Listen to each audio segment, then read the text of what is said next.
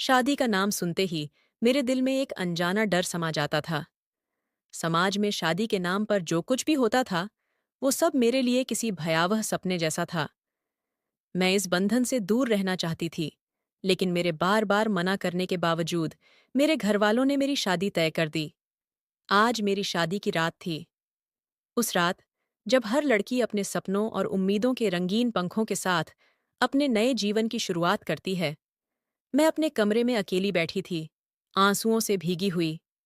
मेरे दिल में एक तूफान सा उठ रहा था और मेरी सांसें जैसे थम सी गई थीं। मैं अपने बिस्तर पर बैठी थी, मेरे हाथ साड़ी के पल्लू को कसकर पकड़े हुए थे। मेरे मन में बस एक ही ख्याल था, काश मैं कहीं गायब हो जाऊं, काश ये रात मेरे जीवन से मिट जाए। मेरे दिल की धड़कनें इतनी तेज थीं कि मुझे लग रहा था जैसे वो मेरे सीने को चीर देंगी। डर की वजह से मेरे हाथ पैर बर्फ जैसे ठंडे हो चुके थे। तभी कमरे का दरवाज़ा धीरे से खुला और मेरे पति, अक्षय, अंदर आए। उनकी आहट सुनते ही मेरी आंखों से आंसुओं की धारा बह निकली। मैंने बिस्तर की चादर को और जोर से पकड़ लिया, जैसे वो मेरा आखिरी सहारा हो। अक्षय धीरे धीरे मेरे पास आए और मेरे बगल में बिस्तर पर बैठ गए। उनकी नज़रें मेरे चेहरे पर टिकी थीं और मैं महसूस कर रही थी कि वो मुझे बड़े ध्यान से देख रहे थे। मेरी खूबसूरती, जो हमेशा मेरे लिए तारीफों का कारण बनी थी, आज मेरे लिए एक बोझ बन चुकी थी। मैं चाहकर भी उनकी नज़रों से बच नहीं पा रही थी। तभी उन्होंने अपना हाथ मेरे कांपते हाथ पर रखा। उनका स्पर्श इतना गर्म था कि मेरे ठंडे हाथों को जैसे झटका सा लगा। क्या हुआ रिया? तुम इतनी घबराई हुई क्यों हो? उनकी आवाज़ में नरमी थी, लेकिन मेरे लिए वो शब्द भी डरावने थे। मैंने कुछ बोलने की कोशिश की, लेकिन मेरी आवाज़ गले में ही अटक गई। मैं क्या कहती कि मुझे इस रिश्ते से डर लगता है, कि शादी का नाम सुनते ही मेरे मन में एक अंधेरा सा छा जाता है। मैंने बस सिर हिलाकर इनकार किया और धीरे से कहा, कुछ नहीं। लेकिन मेरी आंखें मेरे डर को छुपा नहीं पा रही थीं। अक्षय ने फिर पूछा, फिर तुम इतनी परेशान क्यों हो? मैंने हिम्मत जुटाकर कहा, मुझे मुझे इस रिश्ते से डर लगता है। मेरी बात सुनकर वो हल्के से मुस्कुराए और मेरे हाथ को थाम लिया। डरने की क्या बात है रिया? मैं तुम्हारा पति हूं, तुम मुझ पर भरोसा कर सकती हो, उन्होंने कहा। उनकी आवाज में एक अजीब सी शांति थी, लेकिन मेरे मन का तूफान थमने का नाम नहीं ले रहा था। मैंने कांपती आवाज में कहा, मुझे नहीं पता, ये सब कैसे होगा? मुझे बस डर लग रहा है। मेरी बात सुनकर वो फिर मुस्कुराए और बोले, ठीक है, इसका एक उपाय है मेरे पास। मैंने चौंक कर पूछा, क्या? वो उठे और कमरे में रखी एक छोटी सी डिबिया की ओर बढ़े। उसमें से एक गोली निकालकर मेरे सामने लाए और साथ में एक गिलास पानी थमाया। ये लो, इसे खा लो, उन्होंने कहा। मैंने हिचकिचाते हुए पूछा, ये क्या है? अक्षय ने हल्के से हंसते हुए कहा, ये तुम्हारे सारे डर का इलाज है। उनकी बात मेरे लिए एक पहेली सी थी। मैं समझ नहीं पा रही थी कि एक गोली मेरे इस डर को कैसे मिटा सकती है, लेकिन मेरे पास और कोई रास्ता नहीं था। डर और घबराहट में मैंने वो गोली खा ली। अक्षय फिर मेरे पास आए। उन्होंने मेरे हाथों को अपने हाथों में लिया और धीरे से मेरे माथे को चूमा। उनकी हरकतों में एक अजीब सी कोमलता थी, लेकिन मेरा मन अब भी डर से भरा था। मैंने खुद को उनसे छुड़ाने की कोशिश की, लेकिन तभी मुझे अपने शरीर में कुछ अजीब सा महसूस हुआ। मेरी आंखें भारी होने लगीं, जैसे कोई मुझे नींद की गहरी खाई में खींच रहा हो। मैं चाहकर भी खुद को जगा नहीं पा रही थी। कुछ ही पलों में मैं नींद की आगोश में समा गई। शादी से कुछ दिन पहले मेरी सहेलियों ने मुझे घेर लिया था। वो सब शादीशुदा थीं और मुझे इस नए रिश्ते के बारे में बताने लगीं। उनकी बातें सुनकर मेरा मन और भी डर से भर गया। उन्होंने कहा, शादी की रात को पति अपनी पत्नी पर जरा भी रहम नहीं करता। और तुम तो इतनी खूबसूरत हो रिया, तुम्हारा पति तो बस। उनकी बातें अधूरी छोड़कर वो हंसने लगीं, लेकिन मेरे लिए वो हंसी किसी डरावने सपने की शुरुआत थी। उनकी बातों ने मेरे मन में शादी की रात का एक ऐसा चित्र बनाया जो मुझे रातों रात डराने लगा। जैसे जैसे शादी का दिन नजदीक आता गया, मेरा मन चाहता था कि मैं कहीं भाग जाऊं, कहीं छुप जाऊं। उस रात जब अक्षय मेरे पास आए, मैं पूरी तरह से डर के साए में थी, लेकिन उन्होंने मेरी बातों को धैर्य से सुना और मुझे शांत करने की कोशिश की। शायद वो गोली नींद की थी, क्योंकि उसे खाते ही मैं गहरी नींद में चली गई थी। मुझे अपनी शादी की रात का कुछ भी याद नहीं था। बस इतना एहसास था कि मेरे साथ कुछ हुआ था, जिसे मैं समझ नहीं पा रही थी। सुबह जब मेरी आंख खुली, तो मेरा पूरा शरीर दर्द से चूर था। मैंने करवट लेने की कोशिश की, लेकिन मेरी कमर में ऐसा दर्द उठा कि मैं कराह उठी। मेरे बगल में लेटे अक्षय तुरंत उठ बैठे। क्या हुआ रिया? उन्होंने चिंता से पूछा। मैंने कहा, पता नहीं, मेरा सिर भारी है और कमर में बहुत दर्द हो रहा है।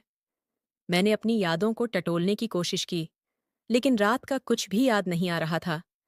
मेरी नज़र बिस्तर पर पड़ी, जहां मेरी चूड़ियां टूटकर बिखरी हुई थीं। मेरे बाल बेतरतीब थे और मेरी हालत मुझे बता रही थी कि रात को मेरे साथ कुछ ऐसा हुआ था जो मेरे लिए सहना मुश्किल था। मेरी आंखों से आंसू बहने लगे। अक्षय ने मुझे रोते देखा तो वो भी उठकर मेरे पास बैठ गए। रिया, ये सब तो होता ही है। तुम्हें इसे स्वीकार करना होगा। तुम इतनी खूबसूरत हो, मैं खुद को कैसे रोक सकता था? और तुम रात को इतनी डरी हुई थीं कि मुझे लगा, अगर मैंने तुम्हें वो दवा न दी, तो तुम मुझे अपने पास भी नहीं आने देतीं। उनकी बातें सुनकर मेरा मन और भारी हो गया। वो उठकर बाथरूम की ओर चले गए। अक्षय अकेले रहते थे। उनके माता पिता नहीं थे। मेरे पापा को ये रिश्ता पसंद नहीं था। वो कहते थे, अकेला लड़का, बिना परिवार का, ये रिश्ता मुझे ठीक नहीं लगता।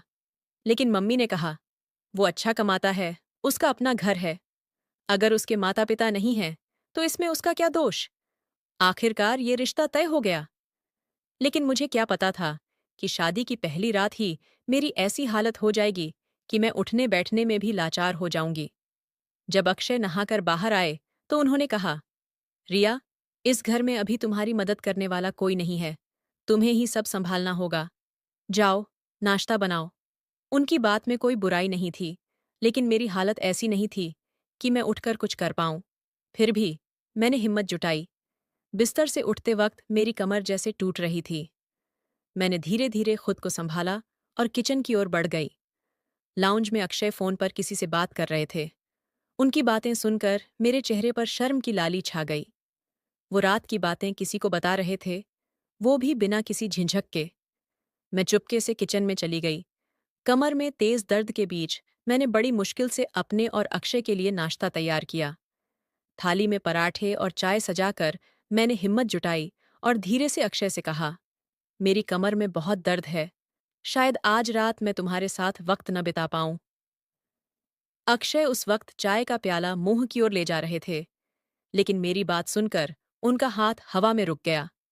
उनकी भौहें सिकुड़ गईं और उन्होंने ठंडी आवाज में कहा, रिया, मुझे तुम्हारे ऐसे बहाने नहीं सुनने। मुझे जल्द से जल्द बच्चा चाहिए। यही वजह है कि मैंने तुमसे शादी की। उनके शब्द मेरे दिल में चुभ गए। मैं नहीं जानती थी कि उस रात मेरे साथ क्या हुआ था, लेकिन मेरी हालत ऐसी थी कि मैं मुश्किल से खड़ी हो पा रही थी। अक्षय को मेरी तकलीफ का जरा भी एहसास नहीं था। वो बस अपनी चाहत पूरी करना चाहते थे, मेरी भावनाओं की परवाह किए बिना। जैसे ही रात गहरी हुई, मेरा दिल डर से सिकुड़ने लगा। मुझे लगा जैसे कोई मेरे सीने को जकड़ रहा हो। अक्षय ने फिर से एक गोली मेरे सामने रख दी। मैंने हिचकते हुए कहा, मुझे ये नहीं लेनी। वो बोले, ये नींद की दवा नहीं है। मैंने पूछा, फिर ये क्या है? उनकी आंखों में एक अजीब सी चमक थी। ये तुम्हें जल्दी मां बनने में मदद करेगी। उनकी बात सुनकर मैं स्तब्ध रह गई। मैंने अवाक होकर उनकी ओर देखा। हमारी शादी को अभी 4 दिन भी नहीं हुए थे और वो पहले से ही मां बनने की बात कर रहे थे। मैंने कांपती आवाज में कहा, अभी तो हमारी शादी को वक्त भी नहीं बीता। इतनी जल्दी क्यों? अक्षय का चेहरा सख्त हो गया। मुझे बच्चे की चाहत है रिया। मैं 1 मिनट भी बर्बाद नहीं करना चाहता। मैं ये नहीं देखना चाहता कि तुम मां बन सकती हो या नहीं। बस ये गोली खाओ।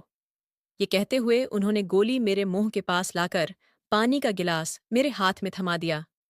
मेरे पास कोई चारा नहीं था। मैंने डरते डरते गोली निगल ली, लेकिन जैसे ही गोली मेरे गले से नीचे उतरी, मुझे फिर से वही अजीब सा एहसास होने लगा। मेरी आंखें भारी होने लगीं और मेरे शरीर पर जैसे नींद का जाल सा बिछने लगा। मैं समझ नहीं पाई कि अगर ये मां बनने की दवा थी, तो मुझे नींद क्यों आ रही थी। इस बार नींद इतनी गहरी थी कि मुझे अपने शरीर का कोई एहसास ही नहीं रहा, लेकिन कहीं गहरे में मुझे अपनी ही चीखें सुनाई दे रही थीं। मेरी कमर में ऐसा दर्द उठा कि नींद के बावजूद मेरी आंखें खुल गईं। दर्द इतना तेज था कि मैंने फौरन अक्षय को जगाया। मुझे बहुत तकलीफ हो रही है, मैंने कराहते हुए कहा। प्लीज, मुझे डॉक्टर के पास ले चलो। अक्षय ने नींद भरी आंखों से मुझे देखा और बेमन से बोले, अभी रात का वक्त है रिया, तुम मेरी नींद क्यों खराब कर रही हो? मैं तुम्हें दर्द की दवा देता हूं, उसे खा लो। उन्होंने एक और गोली मेरे सामने रख दी। मैंने उसे खा लिया, लेकिन दर्द में बस थोड़ा सा फर्क पड़ा। मैं फिर से नींद में चली गई। सुबह उठते ही दर्द फिर से लौट आया, और अब तो ये मेरे लिए रोज की बात हो गई थी। 8 दिन बीत चुके थे और मैं इस तकलीफ से जूझ रही थी, लेकिन अक्षय को मेरी हालत की जरा भी परवाह नहीं थी। एक दिन जब अक्षय ऑफिस से लौटे, मैंने हिम्मत करके कहा, मुझे मेरे मायके छोड़ दो। मुझे लगा कि शायद ये एक बहाना हो सकता है जिससे मैं इस दर्द और डर से दूर हो सकूं। लेकिन अक्षय ने सख्त लहजे में कहा, ये मुमकिन नहीं। जब तक मुझे बच्चा नहीं मिल जाता, तुम कहीं नहीं जा सकती। उनकी बात सुनकर मेरा दिल और भारी हो गया। आखिर उन्हें इतनी जल्दी क्यों थी? क्या बच्चा पैदा करना ही शादी का एकमात्र मकसद था? मेरी हालत ऐसी हो चुकी थी कि मैं ठीक से चल भी नहीं पा रही थी। बार बार पेन किलर खाने से मेरा दिमाग सुन्न हो चुका था। मैंने कई बार अक्षय से डॉक्टर के पास जाने की गुजारिश की, लेकिन वो टालते रहे। डॉक्टर भी तुम्हें यही दवाएं देगा, वो कहते, और बात खत्म कर देते। आखिरकार एक दिन जब अक्षय घर से बाहर गए, मैंने अपनी माँ को फोन किया। वो तुरंत आईं और मुझे एक महिला डॉक्टर के पास ले गईं। मैंने डॉक्टर को अपनी कमर के दर्द की शिकायत बताई। मेरे हाथ अब भी कमर पर थे, जैसे वो दर्द को थाम लेना चाहते हों। डॉक्टर ने मेरा चेकअप किया और फिर जो बात उन्होंने बताई, उसे सुनकर मेरे पैरों तले जमीन खिसक गई। ऐसा नहीं हो सकता, मैंने इनकार में सिर हिलाया। आपको गलतफहमी हुई होगी, लेकिन डॉक्टर ने गंभीर स्वर में कहा, मैंने ऐसे कई केस देखे हैं रिया, मुझे पता है कि तुम्हारे साथ क्या हो रहा है। फिर उन्होंने पूछा, क्या तुम होश में होती हो जब तुम्हारा पति तुम्हारे करीब आता है? मैंने सिर झुका लिया। नहीं, मैंने धीरे से कहा। वो मुझे हर रात एक दवा देता है, कहता है कि ये माँ बनने की दवा है, लेकिन उसे खाते ही मैं सो जाती हूँ। डॉक्टर की आंखों में एक अजीब सा दुख उभरा। अगर वो तुमसे प्यार करता है, तो तुम्हें नींद की दवा देकर क्यों ऐसा करता है? आखिर उसकी क्या मंशा है? उनकी बात सुनकर मेरे मन में अक्षय पर शक का बीज बोया गया। मैंने कई बार उस दवा को लेने से मना किया था, लेकिन वो जबरदस्ती मेरे मुंह में गोली डाल देता था और पानी पिलाकर सुनिश्चित करता था कि मैं उसे निगल लूं। डॉक्टर ने कहा, तुम मुझे उस दवा का नाम बताओ। मैंने सोचा, मुझे तो उस दवा के बारे में कुछ पता ही नहीं। अक्षय हमेशा उसे अपनी अलमारी से निकालता था और मुझे दे देता था। जब मैंने ये बात डॉक्टर को बताई, तो वो हल्के से मुस्कुराईं। ऐसी कौन सी दवा है जो वो तुमसे छुपाता है और हर रात तुम्हें जबरदस्ती खिलाता है? जरा उसकी हरकतों पर गौर करो रिया, तुम्हें मेरी बात समझ आएगी। उनकी बातें मेरे दिमाग में गूंज रही थीं। मैं अकेली उनके कमरे में थी। मेरी माँ बाहर इंतजार कर रही थीं और वो मेरी हालत से पूरी तरह अनजान थीं। घर लौटते वक्त मेरा दिमाग सुन्न था। माँ ने मुझे देखकर कहा, रिया, तुम अपना ख्याल क्यों नहीं रखती? तुम्हारा पति तुमसे इतना प्यार करता है और तुमने 8 दिन में अपनी ये हालत बना ली। तुम्हारा चेहरा पीला पड़ गया है। मैं क्या बताती कि मैं किस मुसीबत में फंस चुकी थी। मेरा पति मेरे साथ हर रात नींद की गोली देकर खिलवाड़ करता था और मुझे इसका एहसास तक नहीं था। माँ मुझे समझाकर चली गईं, लेकिन मैं पूरा दिन डॉक्टर की बातों में उलझी रही। मेरे पास कोई रास्ता नहीं था। मैं अक्षय से इस बारे में बात भी नहीं कर सकती थी। मेरा मन चाहता था कि मैं माँ के साथ उनके घर चली जाऊं, लेकिन वो मुझे बिना अक्षय की इजाजत के कभी नहीं ले जाती। मैं असमंजस में थी। आखिर मैं क्या करूं? मेरे मन में एक सवाल बार बार उमड़ रहा था। आखिर अक्षय मुझे कौन सी दवा दे रहा है? मैं और इंतजार नहीं कर सकती थी। हिम्मत जुटाकर मैं उठी और धीरे धीरे कमरे की ओर बढ़ी, जहां अक्षय की अलमारी थी। मेरी कमर अब भी दर्द से कराह रही थी, लेकिन सच जानने की चाह ने मुझे आगे बढ़ने की ताकत दी। मैंने अलमारी खोली। ऊपर की तरफ अक्षय के कपड़े सलीके से रखे थे। मैंने एक एक कपड़ा उठाकर देखा, लेकिन कहीं कोई दवा नहीं मिली। फिर मैंने दराज खोले, जहां कुछ कागजात और छोटी मोटी चीजें थीं। पर वो दवा नहीं थी। आखिरकार मेरी नज़र नीचे के लॉकर पर पड़ी, जो ताला बंद था। मेरा दिल धक से रह गया। मुझे यकीन हो गया कि अक्षय ने दवा उसी लॉकर में छुपाई थी। रात को जब अक्षय घर लौटा, मैंने खाना बनाकर उसे परोस दिया। मेरी भूख गायब थी। मैंने खुद कुछ नहीं खाया। सोने से पहले मैंने एक गिलास दूध पिया और जल्दी से बिस्तर पर लेट गई। मैंने अपनी आंखें बंद कर लीं ताकि अक्षय को लगे कि मैं सो चुकी हूं। शायद ऐसा करने से वो मुझे वो दवा न दे और मैं उस रात का सच जान सकूं। कुछ देर बाद अक्षय कमरे में आया। उसने मुझे हल्के से हिलाया और कहा, रिया, उठो। मैंने आंखें खोलीं तो देखा कि उसका चेहरा गुस्से से तमतमाया हुआ था। मैंने धीरे से कहा, अक्षय, मुझे बहुत नींद आ रही है। मेरी कमर में तेज दर्द है। मैं बस सोना चाहती हूँ। उसने मेरी बात अनसुनी कर दी और सख्त लहजे में बोला, ये बहाने मेरे सामने नहीं चलेंगे। मैंने तुमसे पहले ही कहा है, मुझे जल्द से जल्द बच्चा चाहिए। उसने फिर से वही गोली मेरे सामने रख दी। मैंने हिम्मत करके पूछा, आखिर तुम ये दवा अपनी अलमारी में क्यों छुपाते हो? इसे मेरी दूसरी दवाओं के साथ रख दो। मैं खुद ले लिया करूंगी। मेरी बात सुनकर उसकी आंखें सिकुड़ गईं। तुम्हें कैसे पता कि मैंने दवा लॉकर में रखी है? उसकी आवाज में शक था। मैं घबरा गई। जल्दबाजी में मैंने कुछ गलत बोल दिया था। मैंने बहाना बनाया। मैंने बस सोचा कि शायद तुमने उसे लॉकर में रखा हो। मैंने अलमारी देखी, पर दवा कहीं नहीं मिली। अक्षय ने ठंडी नजरों से मुझे देखा और बोला, तुम्हें इतना परेशान होने की जरूरत नहीं। मैं तुम्हें रोज दवा देता हूं और जब तक बच्चा नहीं हो जाता, मैं देता रहूंगा। मैंने हिम्मत जुटाकर कहा, अक्षय, मेरे पेट और कमर में बहुत दर्द है। तुम मुझे डॉक्टर के पास क्यों नहीं ले जाते? बच्चा पैदा करना कोई आसान बात नहीं। इसके लिए सही इलाज चाहिए। खुद से दवा खाना ठीक नहीं। मैंने सोचा शायद मेरी बात से वो रुक जाए, लेकिन उसने तल्खी से कहा, मुझे पता है ये दवा काम करती है। तुम्हें किसी डॉक्टर की जरूरत नहीं। बस मेरी बात मानो। मैंने साफ मना कर दिया, मैं आज कोई दवा नहीं लूंगी। मेरी बात सुनकर अक्षय का गुस्सा भड़क गया। उसने जबरदस्ती मेरे मुंह में गोली डाल दी और पानी का गिलास मेरे होठों तक ले आया। मेरे पास कोई चारा नहीं था। गोली निगलते ही वही अजीब सा एहसास शुरू हो गया। मेरी आंखें भारी होने लगीं और मैं फिर से नींद की गहराई में डूब गई। सुबह जब मैं उठी, मेरी आंखें आंसुओं से भरी थीं। मैं अपनी बेबसी पर रो रही थी। अगर यही हाल रहा तो मैं टूट जाऊंगी। तभी मेरे दिमाग में एक तरकीब आई। मैंने अपने फोन का कैमरा चालू किया और उसे ऐसी जगह रख दिया जहां से बिस्तर साफ दिख सके। रात को अक्षय ने फिर वही दवा दी और मैं नींद में चली गई। सुबह जब वो ऑफिस के लिए निकला, मैंने फोन उठाया और रात की रिकॉर्डिंग देखने लगी। जो मैंने देखा, उसे देखकर मेरे होश उड़ गए। मेरे हाथ से फोन छूटकर बिस्तर पर गिर पड़ा। मेरा सिर चकराने लगा और मैं अपने माथे को पकड़कर बैठ गई। जो कुछ अक्षय मेरे साथ कर रहा था, उसे कोई भी औरत बर्दाश्त नहीं कर सकती थी। मैंने तुरंत अपनी माँ को बुलाया और सारी सच्चाई उनके सामने रख दी। मेरी बात सुनकर माँ की आंखों में आंसू आ गए। मैंने उन्हें वीडियो दिखाई और वो फूट फूट कर रोने लगीं। जब पापा को ये सब पता चला, वो स्तब्ध रह गए। उन्होंने तुरंत अक्षय के खिलाफ पुलिस में शिकायत दर्ज की। जांच में पता चला कि अक्षय की पहले भी शादी हो चुकी थी। उसकी पहली पत्नी ने उसी वजह से तलाक लिया था। अक्षय नपुंसक था। अपनी इस कमजोरी को छुपाने और दुनिया को ये साबित करने के लिए कि वो एक पूरा मर्द है, उसने मेरे साथ ये घिनौना खेल खेला।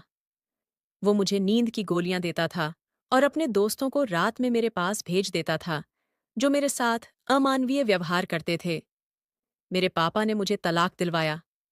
जब मैं उस लेडी डॉक्टर के पास गई थी, तब उसने मुझे बताया था कि मेरे साथ बलात्कार हो रहा है, और वो भी एक से ज्यादा लोगों द्वारा।